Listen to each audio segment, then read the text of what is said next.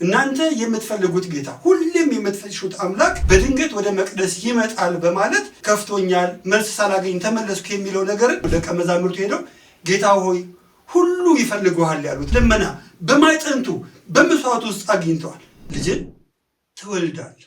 ዘመናት ጥያቄዎች ቢሆኑ እንኳን ያልተመለሱ ያልተሰማን ቢመስልንም እንኳን እኛን የሚሰማን ታክቶ ሳይሰማንም ቀርቶ አይደለም። የጎበጡ እንደሚቀኑ የታሰሩ እንደሚፈቱ ምህረትን አግኝታ እየተመለሰች ይቺ ሴት እናቶች አባቶች እንደተማረን ሳይሰማን ይቅርታ እንዳላገኘን እየተሰማን ሁልጊዜ ማረን እያልን የምንጠይቅባቸው ከህሊናችን ያልጸዳንባቸው ብዙ ኃጢአቶች ከእኛ ጋር ኖረው ሊሆን ይችላል። ካሁን በኋላ አይሆንም ብለን ተስፋ የቆረጥንባቸው የማይሆኑ የሚመስሉን የእኛን ልመና ሊሰማ አንድ ቀን ይመጣል።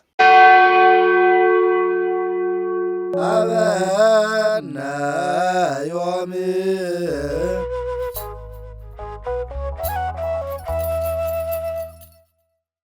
በስመ አብ ወወልድ ወመንፈስ ቅዱስ አሐዱ አምላክ አሜን።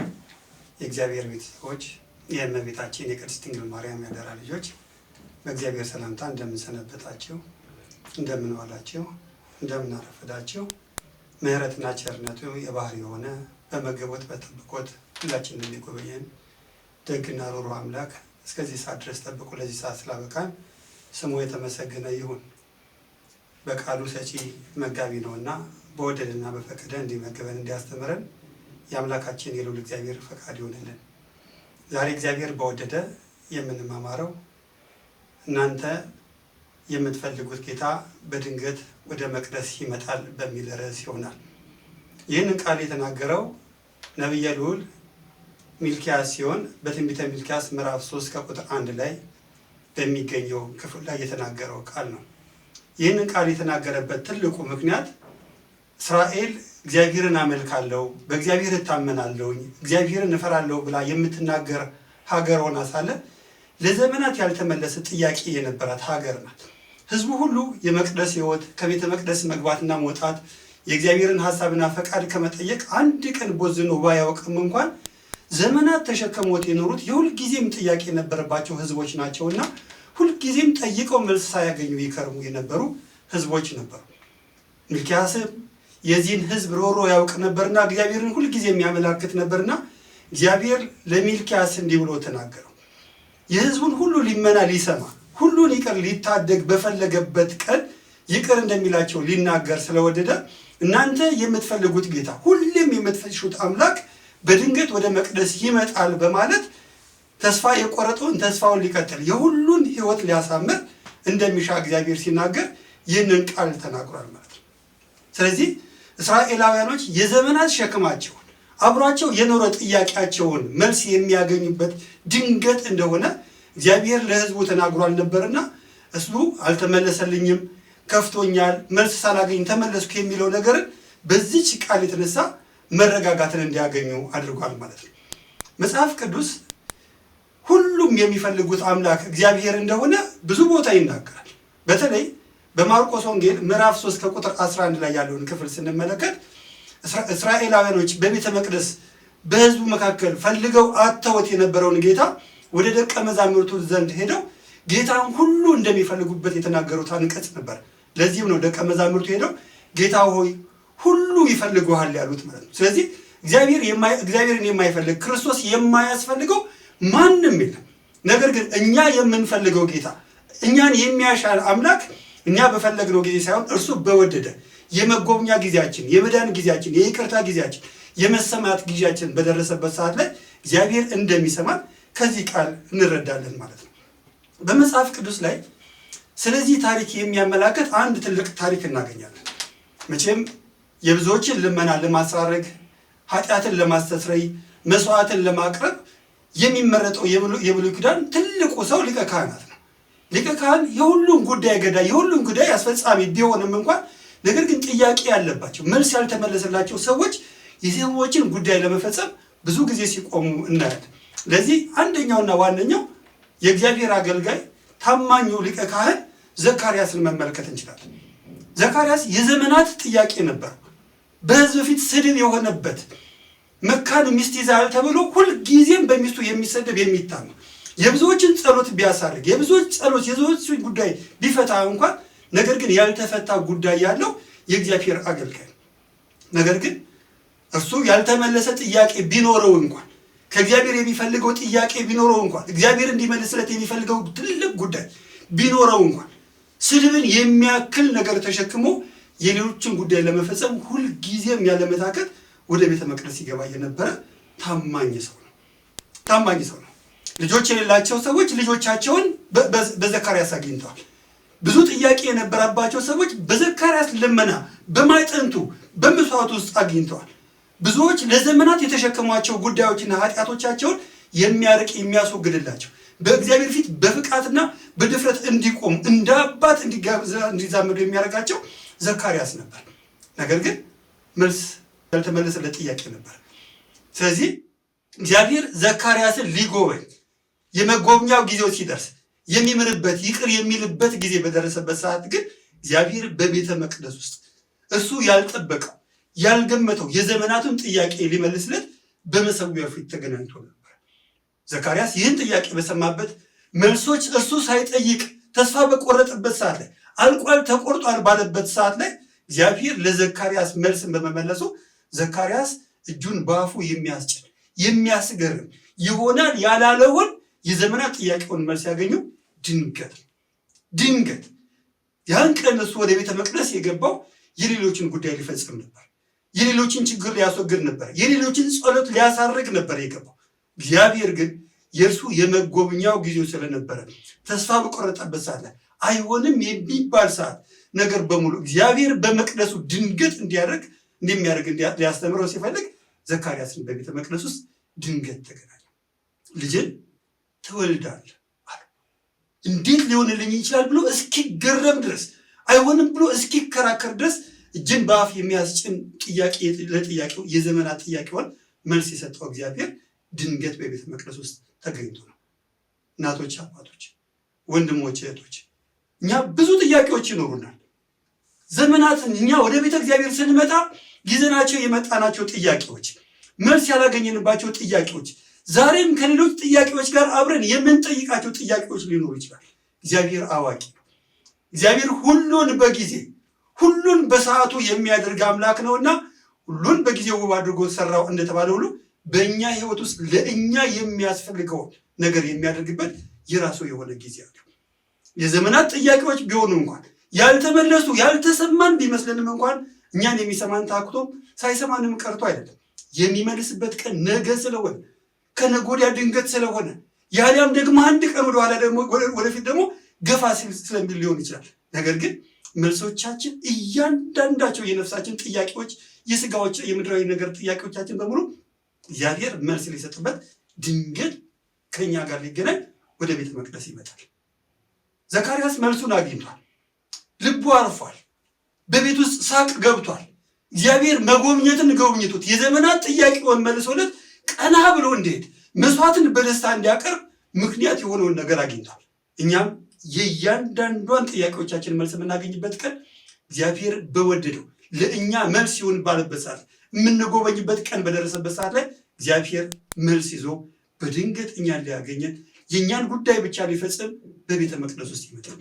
ሁሌም ያለመታከት፣ ሁሌም እነንተን አግኝቶ ለምን አጣው ባለማለት ባለመቅናት፣ ሁልጊዜም በትጋት በቤተ መቅደስ ውስጥ እግዚአብሔርን ለመጠየቅ መትጋት እንዳለብን ግን ከዘካርያስ ሕይወት እንማራለን ማለት ነው። ይሄ የዘካርያስ ሌላኛው አንድ ነገር ነው ማለት ነው። ሌላ በመጽሐፍ ቅዱስ ላይ በሉቃስ ወንጌል ምዕራፍ 4 ላይ አምላካችን ኢየሱስ ክርስቶስ በቤተ መቅደስ ውስጥ አንድ የዘመናት ጥያቄ የነበረባትን ሴት አግኝቶ ጉዳዩን ሲፈጽምላት ደግሞ እናያለን። ዕለተ ሰንበት ነው።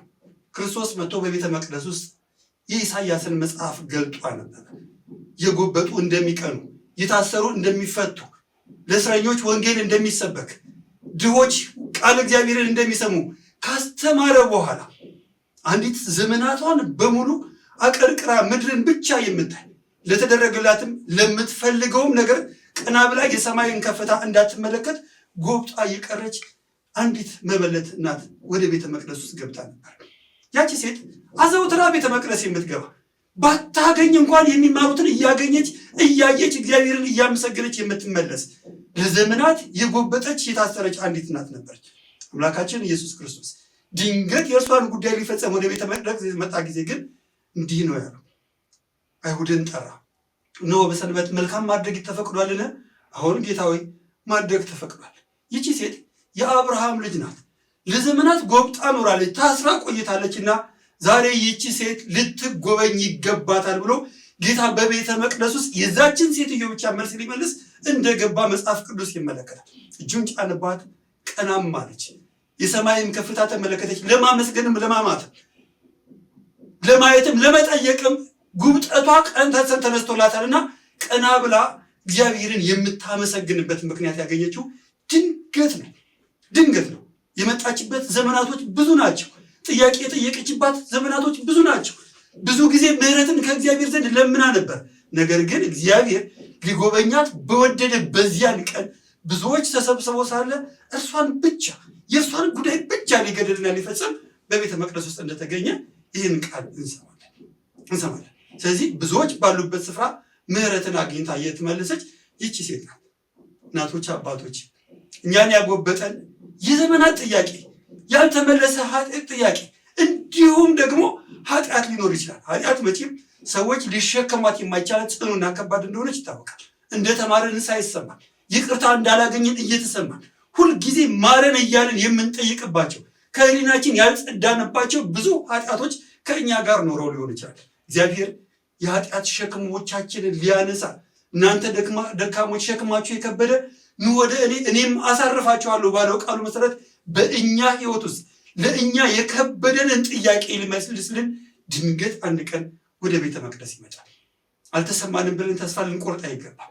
የእግዚአብሔር የምህረቱ ቀን ረዘመ ብለን እግዚአብሔር ልናማ በፍጹም አይገባም። እግዚአብሔር ድንገት ነገ ሊሆን ይችላል ከኛ ጋር ጉዳያችንን ሊፈጽም የሚመጣው ድንገት ከነገ ወዲያም ሊሆን ይችላል። ነገር ግን ሁልጊዜም በቤተ መቅደስ መኖር፣ መሰንበት፣ መቆየት መልስ ያለው ነገር እንደሆነ ልንረዳ ይገባል ማለት ይሄ መጽሐፍ ቅዱስ የሚያስተምረን ህይወት። ስለዚህ ይሄ ሁለተኛው ጥያቄ ትምህርት ነው ማለት። ሌላ በመጽሐፍ ቅዱስ ላይ በጣም ብዙ ሰዎች የተደረገላቸው ነገር አለ። ብዙ ሰዎች ድንገት በህይወታቸው ውስጥ የሆነ ጉዳይ የተፈጸመላቸው ሰዎች አሉ። እግዚአብሔር ተአምራቱን በማድረግ የእግዚአብሔር ክብር የተገለጸባቸው ሰዎች አሉ። ያልተሰሙ የነበሩ ሰዎች፣ ሁልጊዜም ሲለምኑ የነበሩ ሰዎች በምስክርነት ለምስጋና እንዲቆሙ ጸሎታቸው ተሰማላቸው ብሎ እግዚአብሔር በቤተ መቅደስ ውስጥ የመሰከረላቸው እጅግ ብዙ ሰዎች አሉ። ብዙ ሰዎች። ለዚህ ምሳሌ የሚሆን አንድ ነገር ማንሳት እንችላለን። ያቺ ያላትን ዲናር አውጥታ የመጸወተች የነፍሷንና የስጋዋን ስጦታ በመስጠቷ እግዚአብሔር ከማደሪያ ሆኖ የተቀበላት መባ አቅራቢ፣ ያ ደረቱን እየደቃ እኔ በሰማያን ከፍታ ልመለከት አይገባኝም እያለ ደረቱን ሲደቃ የነበረ ኃጢአተኛ እንደሆነ ይሰማው የነበረ ያ ነውረኛ ቀራጭ ነኝ አመንዝራ ነኝ ሲል የነበረ ሰው እግዚአብሔር ልመናውን እንደሰማለት በአዋጅ የተነገረለት ሰው አለ። ስለዚህ የሁላችንንም ልመና ማንም ባልመጣበት ሰዓት ላይ የእኛን ብቻ ጉዳይ ሊሰማ የሚመጣ ጌታ ድንገት ወደ ህይወታችን እኛን ሊጎበኝ ይመጣልና ያለመታከት ያለመባዘን ልንቆይ ይገባል። የመጨረሻ አንድ ነገር ብቻ እንናገራለን። የጤሜዎስ ልጅ በርጠሌሜዎስ እድሜውን በሙሉ ሰው እግዚአብሔር ሲፈጥረው አይን ኖሮት አይኑ ላይ ይችላል። ተፈጥሮ ያበላሸው አይን የሚባል ቅርጽ የሌለው መላ ፊቱ ግንባር የሆነለት አንድ ሰው ነበረ። ሁሉም ሲያየው የሚደነቅበት ሰው። ደቀ መዛሙርቱ አይተው በኢያሪኮ ወደ ቤተ መቅደስ በሚገባባት ሰዎች እግዚአብሔርን በሚማጸኑባት ወደዚያ ወደ ቤተ መቅደስ በሚገባበት በመገናኛው በመንገዷ ላይ ቁጭ ብሎ ዘመን በሙሉ ሲለምን የነበረ ሰው። ደቀ መዛሙርቱም ሌሎችም ሰዎች አይተው በመደነቅ ጌታ ሆይ ይህ ሰው እንዲህ ሆኖ በተፈጥሮ ተበላሽቶ የተፈጠረው አይን ባይኖረው እንኳን የአይን ቅርጽ ከግንባሩ ላይ የጠፋው ስለምን ይሆን ብለው አድንቀው ጌታን ጠይቆት ነበረ። የእሱ ኃጢአትም የቤተሰቦችም ኃጢአት እንዳልሆነ ከተናገረ በኋላ እንትፍ ብሎ ከጭቃ አይንን ሰርቶለት በሴሌውም ታጠብ ብሎ ሸሽኘውና ሄደ። ከዚያ ያ ሰው ዳነ። እግዚአብሔርን ሊያመሰግን ስለተደረገለት ነገር አድናቆቱን ሊናገር ተደርጎልኛል ብሎ ክብርን ለእግዚአብሔር ሊሰጥ በቤተ መቅደስ ውስጥ ገባ። በቤተ መቅደስ ውስጥ ይኖሩ የነበሩት በሙሉ ስለ እግዚአብሔር ስለ ክርስቶስ ሲመሰክር አይተው እጅግ በመናደድ አንተ የእርሱ ደቀ መዝሙር ነህን ብለው ሲናገሩ አዎ እግዚአብሔር ከእርሱ ጋር ከሆነ በቀር እንዲህ ያለውን ነገር ሊያደርግ ማንም አይቻለውም ብሎ አድንቆ ተናግሮ ነበር። እንዲሁም ምን አለ? እናንተ የእሱ ደቀ መዝሙር ልትሆኑ ትወዳላችሁን የሚል ግብዣን ጋብዞ ነበር። ከዚያ በኋላ ምንድን ነው የሆነው? እርሱን በቤተ መቅደስ ውስጥ ሆኖ እግዚአብሔርን በመቅደሱ እያከበረ ሳለ ከቤተ መቅደስ ሲያባርሩት የመቅደሱ ጌታ የሁሉን ልመና የሚሰማ አምላክ ያ ዘመኑን በሙሉ አይነ ስውር ሆኖ የነበረውን ከቤተ መቅደስ ቢያወጡትም የመቅደሱ ጌታ እርሱ ነውና ከመቅደስ ደጅ ላይ ሆኖ አንተ በአንዱ በእግዚአብሔር ልጅ ታምናለህን ብሎ ጠየቀው። አምንበት ዘንድ እርሱ ማን ነው ብሎ ተናገረ። አንተ የማረ ዓይንህን ያበራለ ከአንተ ጋር የሚያወራው እርሱ ነው በማለት የእርሱን ጉዳይ ብቻ ሊፈጽም የመጣው ጌታ በመቅደስ አገኘዋለሁ ብሎ በመቅደስ እንዳያገኘው ሰዎች ቢያባረሩትም እንኳን ከመቅደስ ደጅ ላይ ቆሙ መቅደስ ክርስቶስ እንደተገናኘው መጽሐፍ ቅዱስ ይናገራል። ስለዚህ ሕይወታችን ውስጥ ጭልም ያለብን ተስፋ ያስቆረጠን አይሆንም ያልናቸው በጣም ብዙ ከባድ ጉዳዮች ይኖራሉ። ካሁን በኋላ አይሆንም ብለን ተስፋ የቆረጥንባቸው የማይሆኑ የሚመስሉን እግዚአብሔር የለም ብለን እንድናማ የሚያስፈልጉ የሚያስገድዱ ከባድ ጉዳዮች ቢኖሩ እንኳን እግዚአብሔር በመቅደስ ከመቅደስም ደጅ ላይ ሆኖ የእኛን ልመና ሊሰማ አንድ ቀን ይመጣል። በተለይ ወንድሞች፣ በተለይ እህቶች ብዙ ጥያቄዎች ይኖሩባቸዋል። የወጣትነት ምኞት፣ ያልተፈጸሙ ጉዳዮች፣ የወደቅንበት ኃጢአት፣ የማንማር የሚመስለን ኃጢአቶች ሊኖሩን ይችላሉ። ራስን የማጥፋት ሕይወትን የማበላሸት እግዚአብሔርን የማማል ከአምልኮት የመውጣትን ነገሮቻችሁን ትንሽ ጊዜ ሰከን ብላችሁ ተመልከቱት። እግዚአብሔር የዘገየ ሊመስል ይችላል። የእኛን ጥያቄ ለመመለስ ግን እግዚአብሔር አይዘገይምና ሁላችንም እግዚአብሔርን ደጅ ልንጥነው። ነገ እንዲሆን ቀኖቻችን እንዳይራዘሙ የምህረት ቀኑ በእኛ ሕይወት ውስጥ ያሉት የፈተና ዘመኖቻችን እንዲያጥሩልን እግዚአብሔርን በትዕግስት ልንጠብቀው ይገባል። መጽሐፍ ቅዱስ የታገሰ ፍሬዋን ይበላል፣ የጠበቀም ይከብራል የሚል ቃል ተናግሯልና አምላካችን እግዚአብሔር በመቅደስ ውስጥ አንድ ቀን እኛን ሊያገኘን በሕይወታችን ውስጥ የነበሩን የሕይወት ቁስሎቻችንን እያንዳንዱን ሊፈታ ወደ እኛ ሕይወት ውስጥ ይመጣልና እግዚአብሔር የሕይወታችንን እያንዳንዱን ቁስሎች እንዲፈስልን ልንተጋ ይገባል። አምላካችን እግዚአብሔር ጥያቄዎች ቢኖሩም እንኳን መልሶች ያሉት የሚከብድ ጥያቄ የሌለበት አምላካችን እግዚአብሔር በእኛ ሕይወት ውስጥ ለምህረት እንዲመጣ አምላካችን እግዚአብሔር ይርዳል። እኛ እርሱን ፈልገን መተናልና የምህረት ዘመናችንን እንዲያቀርብልን አምላካችን እግዚአብሔር ይርዳል። የመከረን ያስተማረን የአባቶቻችን አምላክ እግዚአብሔር ስሙ የተመሰገነ ይሁን። ይቆያል። አበነ